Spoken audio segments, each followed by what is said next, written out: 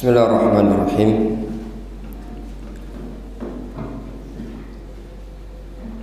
Alhamdulillah nahmaduhu wa nasta'inuhu wa nastaghfiruh wa na'udzu billahi min shururi anfusina wa min sayyiati a'malina.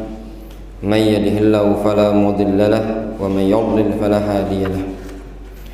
Wa asyhadu an la ilaha illallah wahdahu la syarika lahu wa asyhadu anna Muhammadan abduhu wa rasuluhu sallallahu alaihi wa ala alihi wa ashabihi ajma'in, amma ba'd. Nuwasil insyaallah darsana fi hadzal yaum. Kita lanjutkan pelajaran kita masih pada halaman ke-18 dari keterangan penulis buku ini. Pada faedah yang kedua, beliau mengatakan, wa fi hadithi Utsman radhiyallahu anhu alladhi fil bab fadailu mutaaddidatun lil wudu.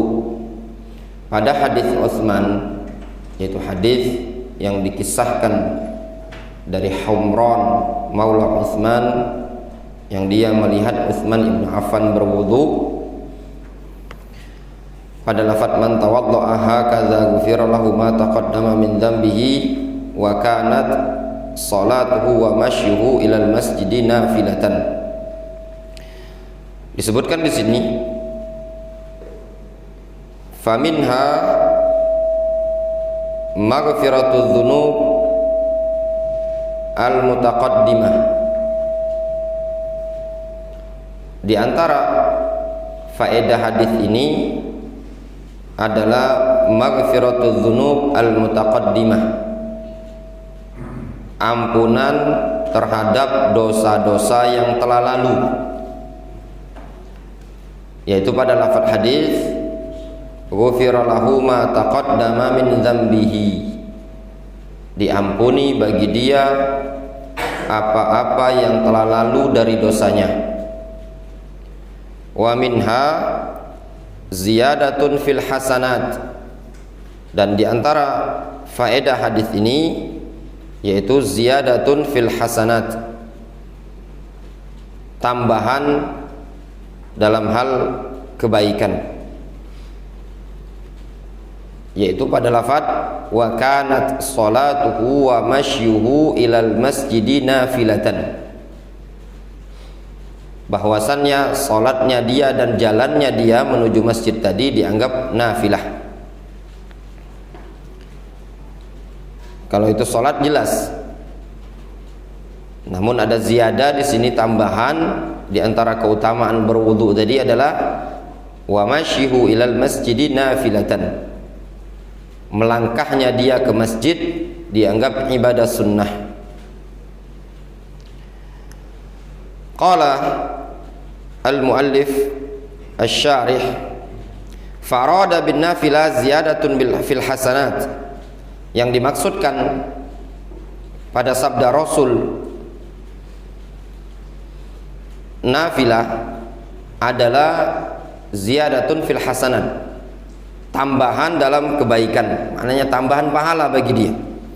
Falamma kana al-wudu yukaffiru dzunub kana al-mashyu ila al-masjid was-salatu ziyadatun fil hasanat, maka tatkala wudu bisa menggugurkan dosa, sehingga perjalanan menuju masjid dan salat di masjid tersebut merupakan ziyadatun fil hasanat, tambahan untuk kebaikan. Ini keutamaan berwudu di rumah. Seseorang yang berwudu dari rumahnya dia, kemudian dia berjalan menuju masjid, jalannya dia ke masjid tadi dianggap nafilah, tambahan kebaikan, tambahan pahala bagi dia. Wa rif'atun fid darajat, dan juga melangkahnya kaki dia ke masjid tadi dianggap rif'ah, pengangkatan derajat untuk hamba tersebut. Wa dzalika fadlullahi yu'tihi man yasha' wallahu dzul fadlil azim. Yang demikian itu merupakan karunia dari Allah Subhanahu wa taala bagi siapa yang Allah kehendaki. Wallahu dzul fadlil azim, dan Allah Subhanahu wa taala adalah zat yang maha memiliki karunia yang sangat besar. Faedah yang berikutnya, tadkhulul mar'atu kadzalika fi hadhil fadha'il wa fi ghairiha illa fil masyi ilal masjidi. Seorang wanita masuk pada keutamaan yang disebutkan dalam hadis ini tadi. Pada hadis Utsman ibnu Affan disebutkan di situ, man tawaddaa hakadza ghufira lahu ma taqaddama min dzambihi. Siapa yang berwudu seperti wuduku ini, akan diampuni bagi dia dosa yang telah lalu. Pada lafaz man ini asyartiyah, dan man min alfadzil umum, sehingga meliputi seluruh orang, baik dia wanita, laki-laki, orang tua, remaja, masuk pada lafaz man. Di situ Rasul menyatakan, siapa yang berwudu seperti wuduku ini, maka akan diampuni baginya dosa. Sehingga masuk padanya seluruh wanita. Illa fil masyi ilal masjidi, kecuali pada permasalahan berjalan menuju masjid. Wanita berangkat ke masjid secara hukum tidak terlalu ditekankan atau dianjurkan, namun hukumnya jawaz, diperbolehkan kalau dia mau sholat ke masjid. Rasulullah SAW menyatakan dalam hadis yang lain, la tamna'u ima Allah masajid Allah, janganlah kalian menghalangi perempuan-perempuan untuk datang ke masjid, dengan ketentuan mereka untuk wanita yang bersuami minta izin kepada suaminya. Kenapa alasannya tidak masuk wanita pada kategori berjalan ke masjid tadi mendapatkan pahala?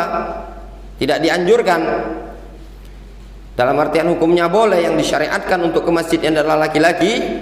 Wa dzalika li annaha ma'muratun bis salati fi baitiha.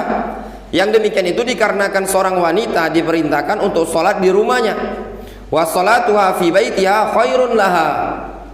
Sholatnya seorang wanita di rumahnya dia khairun laha, jauh lebih baik bagi seorang wanita dibandingkan berangkat ke masjid. Wala'allaha tu'jaru bidzalika, dan barangkali mudah-mudahan dia akan diberi pahala dengan hal tersebut. Li'annaha mumtathilatun li amrillah, dikarenakan wanita tersebut telah mengerjakan, melaksanakan perintah Allah Subhanahu wa taala. Wa amma in tayassara laha adh-dhahabu ila masjidin nisa biduni husuli fitnatin minha kutiba laha hadzal ajru bi idznillah taala. Adapun in tayassara laha adh-dhahabu ila masjidin nisa, kalau seandainya memungkinkan atau termudahkan bagi dia, bagi wanita tadi, untuk pergi ke Masjidun Nisa, masjid khusus kaum wanita, biduni husuli fitnah, dengan tanpa menimbulkan fitnah, kutiba laha hadzal ajru, maka dia akan ditulis untuknya pahala seperti ini tadi, biiznillah taala. Maksud dari keterangan oleh penulis ini tadi, kalau wanita ingin berangkat ke masjid, dia tidak masuk dalam kategori hadis yang disebutkan wa masyuhu ilal masjidi nafilatan. Langkahnya menuju masjid dianggap amalan kebaikan tambahan pahala bagi dia, tidak masuk untuk wanita. Kalau masjidnya tadi masjid umum, dikarenakan wanita itu diperintahkan untuk sholat di rumahnya dia. Salatuha fi baitiha khairun laha min masjidiha, kata Rasul alaihi salatu wassalam. Salatnya seorang wanita di rumahnya jauh lebih baik dibandingkan salatnya dia di masjidnya. Namun kata penulis buku ini, kalau tayassar laha, termudahkan bagi dia az-zahab, untuk pergi berangkat menuju masjid, masjidun nisa, masjid kaum wanita. Di sini ya ikhwan, mungkin kalau kita di Indonesia tidak didapati masjid kaum wanita. Ini cuma didapati di tempat-tempat kita belajar dulu di Yaman. Jadi kalau kita dulu ada masjid namanya Masjidun Nisa. Khususnya dulu kita di Darul Hadis, ya, di beberapa tempat ada masjid khusus untuk kaum wanita. Kalau kita ini kan nyampur, ya. Kalau dulu ya di Yaman tidak seperti di Indonesia ini, belajarnya belajar di masjid. Jadi masjid itu full digunakan laki-laki, tidak ada perempuan di sana. Jadi butuh untuk masjid khusus kaum wanita yang mereka sholat di sana, yang mereka belajar di sana. Masjid dibuka dari ba'da subuh, ditutup sampai jam 9 malam setelah sholat isya. Dan mereka kaum wanita sholat di sana. Sehingga yang dimaksudkan oleh penulis buku ini tadi, az-zahab ila masjidin nisa, berangkat menuju masjid nisa, masjid khusus kaum wanita. Ini yang ada di kebiasaan kita yang ada di Darul Hadis. Dikarenakan masjid kaum wanita atau musola kaum wanita ini tadi khusus dipakai kaum wanita, mereka sholat di sana, mereka aktivitas di sana, belajar di sana. Dikarenakan di Yaman tidak belajarnya sistem per kelas, tapi semuanya dalam masjid. Kemudian di sini faedah yang keempat, hunaka fadailu katsiratun lil wudu la nastati'u sardaha fi hadzal mukhtasar. Di sana ada keutamaan-keutamaan yang sangat banyak untuk perkara wudu. Tidak mungkin, ya, tidak mampu kita bawakan semua pada buku yang ringkas ini tadi. Wa minha ma dzakarna indal kalam 'anal hikmah min fardhiyatil wudu. Dan di antara keutamaan-keutamaan wudu tadi adalah apa yang telah kita sebutkan pada pembahasan hikmah tentang kewajiban wudu. Kemudian faedah yang kelima, qauluhu sallallahu alaihi wasallam, sabda Rasulullah sallallahu alaihi wasallam, ghufira lahu ma taqaddama min dzambihi. Ketika Rasul mengatakan akan diampuni bagi dia dosa yang telah lalu. Dalam semua hadis, ketika kita menjumpai hadis man shoma ramadanan aw man qama lailata ramadhan wahtisaban ghufira lahu ma taqaddama min dzambihi, diampuni bagi dia dosa yang telah lalu. Man tawaddaa mithla wudu'i hadza, kemudian begini dan begini, ghufira lahu ma taqaddama min dzambihi. Kemudian hadis-hadis yang menyebutkan keutamaan puasa, diampuni dosanya begini dan begini. Nah, yang demikian ini tadi, apa makna diampuni dosanya? Apakah mencakup dosa besar, ataukah khusus dosa kecil, ataukah yang dihapuskan adalah dosa besar dan dosa kecil? Di sini disebutkan, ikhtalafa ahlul ilmi fi maghfirati dzunubi huna. Para ulama berbeda pendapat tentang diampuninya dosa pada permasalahan ini. Halil maqsudu biha al-kabairu ma'as saghairi am anna as-saghairu dunal kabairi. Apakah yang dihapuskan adalah khusus dosa besar ataukah meliputi dosa kecil juga? Halil maqsudu biha al-kabairu ma'as saghairi. Apakah yang dimaksudkan adalah dosa besar plus dosa kecil, ataukah dosa kecil tanpa dosa besar? Dalam artian yang dihapuskan tadi, apakah besar dan kecil ataukah dosa kecil saja? Qala al-Imam An-Nawawi rahimahullah ta'ala fi syarhi ala Muslim. Berkata Imam An-Nawawi, beliau menyebutkan dalam syarah Sahih Muslim, kata Imam An-Nawawi, summa innahu waqa'a fi hadzal hadits. Kemudian ada pada hadis ini, ma min ri'im muslimin tahduruhu salatun maktubatun fayuhsinu wudu'aha wa khushu'aha wa ruku'aha. Tidak ada seorang muslim yang telah datang padanya waktu sholat, kemudian dia memperbagus wudu'nya, khusyuknya, dan juga rukuknya dia, illa kanat kafaratan lima qablaha minadz dzunub, melainkan hal tersebut akan menjadi penghapus dosa-dosa dia.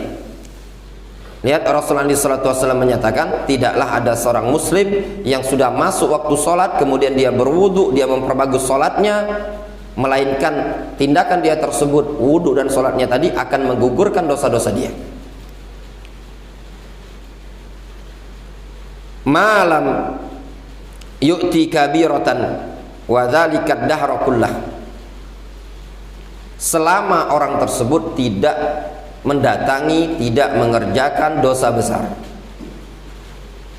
Dalam artian amalan-amalan dia tadi bisa menggugurkan dosa dia, namun ketentuannya selama dia tidak mendatangi dosa besar, tidak mengerjakan dosa besar. Wa dzalika ad-dahra kullah, itulah amalan yang dilakukan sepanjang masa. Wa fi riwayat al-mutaqaddimah, dalam riwayat yang telah lalu, man tawadda'a nahwa wudu'i hadza thumma yusalla rak'ataini la yuhadditsu fihi ma nafsahu ghufira lahu ma taqaddama min dzambihi. Kemudian Rasul menyatakan dalam hadis Utsman, barang siapa yang berwudu seperti wuduku ini, kemudian dia sholat 2 rakaat dengan tidak berbicara dalam dirinya, dia wudu seperti wudunya Rasul, kemudian dia sholat 2 rakaat yang dikenal dengan sholat sunnah ba'dal wudu, dan tidak berbicara dalam hati, betul-betul khusyuk dia, ghufira lahu ma taqaddama min dzambihi, akan diampuni dosa dia yang telah lalu. Wa fi riwayatil ukhra illa ghufira lahu ma bainahu wa bainas shalah allati taliha, melainkan akan dihapuskan bagi dia dosa antara dosa tersebut dengan antara salat tersebut dengan salat yang setelahnya. Maknanya misalkan seseorang berangkat salat subuh ini tadi, dia berwudu seperti wudunya Rasulullah SAW, dia memperbagus wudunya, menyempurnakan wudunya, kemudian dia salat dan dia tidak berbicara dalam salatnya khusyuk, melainkan akan menggugurkan dosa yang dia kerjakan antara subuh ini dengan zuhur nanti. Itu disebutkan dalam riwayat yang lain. Sedangkan dalam riwayat yang lain tadi dosa sebelumnya, namun riwayat yang satu ini tadi menyebutkan dosa setelahnya. Wa fil haditsil akhar, juga disebutkan dalam hadis yang lain, man tawadda'a hakaza ghufira lahu ma taqaddama min dzambihi wa kanat salatuhu wa masyuhu ilal masjid nafilatan. Rasul menyatakan, barang siapa yang berwudu seperti wuduku ini, maka akan diampuni bagi dia dosa yang telah lalu, sehingga salatnya dan langkahnya kaki menuju masjid tersebut nafilatan, dianggap sebagai tambahan kebaikan, pahala tambahan bagi dia. Wa fil haditsil akhar, dan juga pada hadis yang lain, as-salawatul khamsu kaffaratun lima bainahunna, salat 5 waktu adalah penggugur dosa antara keduanya. Antara subuh dengan zuhur memungkinkan kita melakukan dosa. Dengan sholat 5 waktu tadi, dosa tadi akan digugurkan. Jadi dosa yang dikerjakan antara sholat ke sholat itu akan digugurkan dengan amalan sholat. Wa fil haditsil akhar, juga pada hadis yang lain, as-salawatul khamsu wal jumu'ah ilal jumu'ah wa ramadan ila ramadan mukaffiratun ma bainahunna idza jutunibatil kabairu. Salat 5 waktu, salat 5 waktu, Jumat ketemu Jumat, Ramadan ketemu Ramadan, mukaffirat, bisa menggugurkan ma bainahunna, seluruh dosa yang ada di antara amalan tersebut. 5 waktu memungkinkan antara sholat zuhur dengan sholat asar kita terjatuh pada perbuatan dosa. Dari Jumat hari ini, kemudian Jumat pekan depan, memungkinkan kita terjatuh perbuatan dosa. Kemarin Jumat, ketemu 6 hari yang berikutnya lagi, 7 hari yang berikutnya, memungkinkan seseorang hamba terjatuh pada perbuatan dosa. Rasulullah SAW menyatakan dalam hadis qudsi, innakum tukhti'una bil laili wan nahar wa ana aghfiru dzunuba jami'an. Sesungguhnya kalian banyak melakukan dosa siang dan malam. Itulah tabiat umat manusia, banyak terjatuh pada perbuatan dosa. Maka dengan amalan ini tadi, Jumat ketemu Jumat, Ramadan ketemu Ramadan, mukaffiratun ma bainahunna, bisa menggugurkan dosa yang ada di antara keduanya, idza jutunibatil kabair, apabila dosa besar dihindari. Kata Imam An-Nawawi, fahadil alfaz kulluha dzakaraha muslimun fi hadzal bab. Lafaz-lafaz hadis ini seluruhnya telah disebutkan oleh Imam Muslim pada bab ini. Wa qad yuqal idza kaffara al-wudu famadza tukaffiru shalah. Mungkin ada pertanyaan, apabila wudu menghapuskan dosa, terus salat menghapuskan dosa yang mana? Mungkin terbesit di kita. Tadi kan disebutkan wudu itu menggugurkan pahala, menggugurkan dosa, mengangkat derajat. Kalau wudu menggugurkan dosa, terus sholat menggugurkan dosa yang mana? Wa idza kafaratis shalah famadza tukaffirul jumu'ati wa ramadan. Apabila sholat menggugurkan suatu dosa, maka Jumat dan puasa Ramadan menggugurkan dosa apa? Wa kadzalika shaumu yaumi arafah kafaratu sanatain wa yaumu asyura kafaratu sanah. Demikian juga puasa hari Arafah bisa menggugurkan dosa selama 2 tahun. Puasa Arafah disebutkan dalam hadis menggugurkan dosa setahun yang sebelumnya dan setahun yang setelahnya. Sedangkan puasa Asyura 10 Muharram kafaratu sanah, menggugurkan dosa setahun yang sebelumnya. Wa idza wafaqa ta'minuhu ta'minal malaika. Apabila takmin orang yang sholat tersebut mencocoki takminnya malaikat, yaitu lafaz amin, ghufira lahu ma taqaddama min dzambihi, juga diampuni dosa yang telah lalu. Kata Rasulullah sallallahu alaihi wasallam, man wafaqa ta'minuhu ta'minal malaika ghufira lahu ma taqaddama min dzambihi. Barang siapa yang takminnya dia mencocoki takminnya malaikat, itu takmin itu ucap amin, mencocoki dengan aminnya malaikat, ghufira lahu ma taqaddama min dzambihi, maka akan diampuni dosa-dosa dia yang telah lalu. Nah, terus bagaimana jawabannya? Al-Imam An-Nawawi mengatakan, wal jawabu ma ajabahu ulama.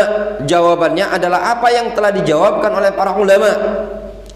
Anna kulla wahidin min hadhil madhkurat salihun litakfir. Bahwasannya segala perkara yang telah disebutkan ini, wudu, sholat, puasa, Jumat ketemu Jumat, semuanya bisa menggugurkan dosa. Fa in wajada ma yukaffiruhu minas saghair kaffarahu. Kalau seandainya perkara-perkara ini tadi mendapati apa yang bisa dia gugurkan berupa dosa kecil, maka dia akan menggugurkan dosa kecil. Maknanya sholat 5 waktu, Jumat ketemu Jumat, Ramadan ketemu Ramadan, puasa Arafah, puasa Asyura, wudu bisa menggugurkan dosa. Kalau ada dosa kecil yang langsung dihapuskan sama dia. Wa illam yusadif saghiratan wala kabiratan kutibat bihi hasanatun wa rufi'at bihi darajatun.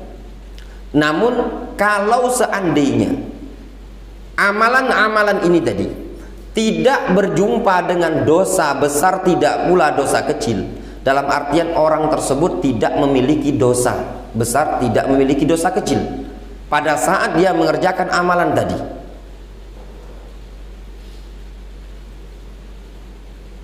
kutibat bihi hasanat, maka akan dicatat bagi dia kebaikan-kebaikan dan diangkat dengannya derajat. Wa in sadafat kabiratan au kabair walam yusadif saghiratan rajauna ayyukhaffifa minal kabairi wallahu a'lam. Kata Imam An-Nawawi, kalau seandainya amalan-amalan tadi tidak berjumpa dengan amalan atau tidak berjumpa dengan dosa-dosa kecil, namun dia justru berjumpa dengan dosa besar, ya, sadafat kabiratan au kabairo, ya, dia bertemu dengan dosa besar, ternyata orang ini tidak punya dosa kecil, dia cuma punya dosa besar, rajauna ayyukhaffifa minal kabairi wallahu a'lam. Maka kita berharap, kata Imam An-Nawawi, Allah ringankan dosa besarnya tadi. Jadi amalan tadi, ya, hadis-hadis yang menyebutkan bahwasannya suatu amalan bisa menggugurkan dosa, ada 3 kondisi. Memungkinkan orang tersebut tidak memiliki dosa besar, dia cuma dosa kecil, maka dosa kecil tadi yang akan digugurkan oleh amalan tadi.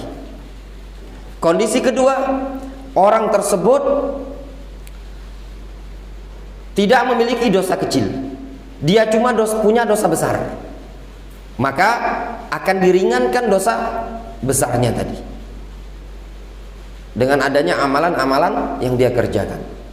Kondisi yang ketiga, orang tersebut tidak memiliki dosa besar, tidak memiliki dosa kecil, maka kata Imam An-Nawawi, kutibat bihi hasanatun wa rufi'at bihi darajatun, maka akan ditulis bagi dia sekian banyak kebaikan, pahala, dan diangkat derajatnya dengan amalan-amalan yang dia kerjakan tadi.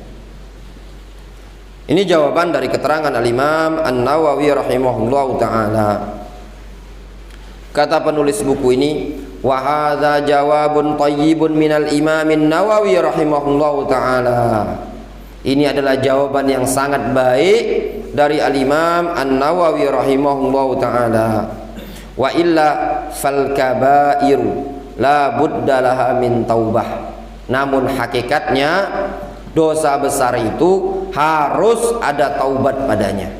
Maknanya dosa besar akan gugur kalau ada taubat. Namun Al-Imam An-Nawawi mentauji kesimpulan, beliau membahasakan dengan bahasa rojauna ayyukhaffifa minal kabair. Kata Imam An-Nawawi, kita berharap mudah-mudahan diringankan oleh Allah dosa besar tadi dengan amalan-amalan tadi. Lihat bahasanya Imam An-Nawawi, rojauna, kami berharap. Beliau tidak menjazm, tidak memastikan secara pasti, namun beliau mengatakan kalau ini orang tidak punya dosa kecil, dia cuma punya dosa besar, tapi dia rajin sholat, dia rajin berwudu, rajin sholat Jumat, kata Imam An-Nawawi, rojauna ayyukhaffifa minal kabair, kami berharap mudah-mudahan Allah ringankan dosa besarnya tadi dengan sebab amalan kebaikan yang dia kerjakan. Kata penulis buku ini, wa khulasatu hadhil mas'alah, kesimpulan dari permasalahan ini, beliau simpulkan, annahu in kana ma'ahu shaghair kaffarat hadhil a'malu. Kesimpulan yang pertama, apabila orang tersebut memiliki dosa kecil, maka amalan-amalan tadi, wudu, salat 5 waktu, salat Jumat, puasa Ramadan, kemudian puasa Arafah, puasa Asyura, itu semua bisa menggugurkan dosa kecil tadi kalau dia punya dosa kecil. Kemudian kesimpulan yang kedua, wa illam takun lahu shaghair wala kabair, kalau orang tersebut tidak punya dosa kecil juga tidak punya dosa besar, rufi'at lahu darajatun wa kutibat lahu hasanatun, maka akan diangkat derajat dia dan dicatat bagi dia sekian banyak pahala atau kebaikan. Itu kalau dia tidak memiliki dosa besar atau dosa kecil. Kondisi yang ketiga, wa in kanat lahu kabairu wa lam takun indahu shaghairu, kalau seandainya dia memiliki dosa besar namun dia tidak punya dosa kecil, rajauna an tukhaffafa anhu minal kabair, maka kita berharap dosa besar tersebut diringankan oleh Allah Subhanahu wa taala. Li'annal kabaira la budda laha min taubah, dikarenakan dosa besar harus ada taubat padanya. Terus apa perbedaan dosa besar sama dosa kecil? Inilah mazhab Ahlus Sunnati wal Jamaah. I'tiqad ahli sunnati wal jamaah anna dzanba kisman, kabira wa shaghira, dosa besar dan dosa kecil.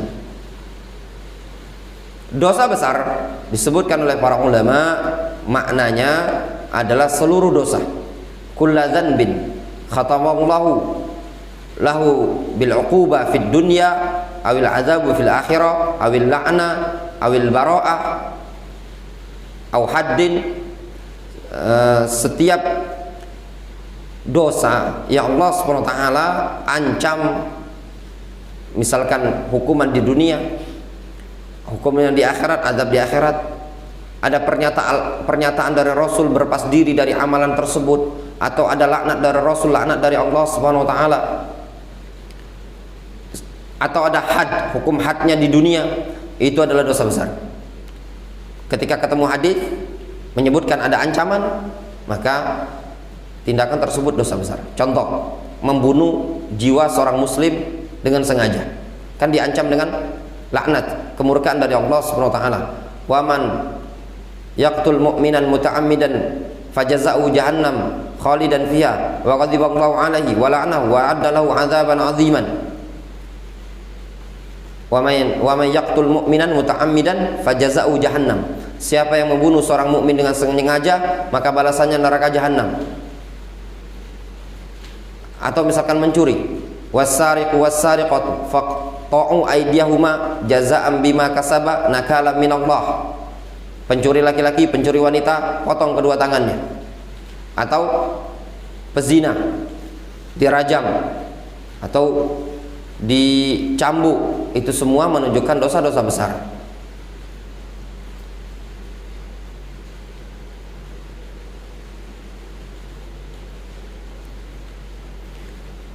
Kemudian kata penulis buku ini, di annal kaba'ira la budda laha min taubah wa bidzat wa idza kanatil kabirah fi huquqin nas kadzulmi wa akhdhi amwalin nas wal ghibah fala budda fiha min at-tahallul min ashabiha wa raddil madzalim ila ahliha wallahu a'la wa a'lam. Kata penulis buku ini,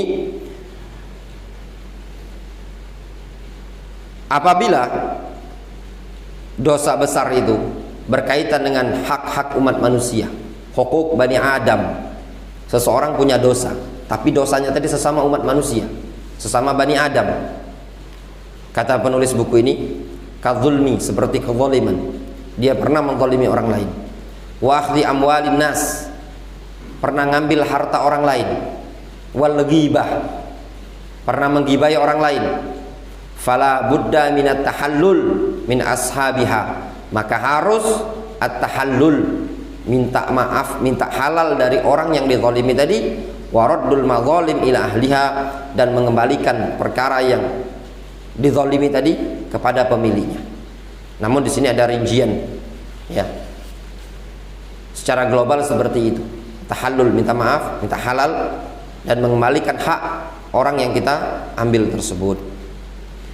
Ini berkaitan dengan keutamaan wudu yang disebutkan oleh Imam An-Nawawi rahimahullah ta'ala. Luar biasa kesimpulan dari Imam An-Nawawi, faidah tusyad laha arihal, faedah yang layak untuk ditempuh dengan perjalanan yang sangat jauh. Wallahu ta'ala a'lam bissawab. Naktafi bihadzal qadar wa sallallahu ala nabiyyina Muhammadin wa ala alihi wa ashabihi ajma'in wa akhiru da'wana alhamdulillahi rabbil alamin.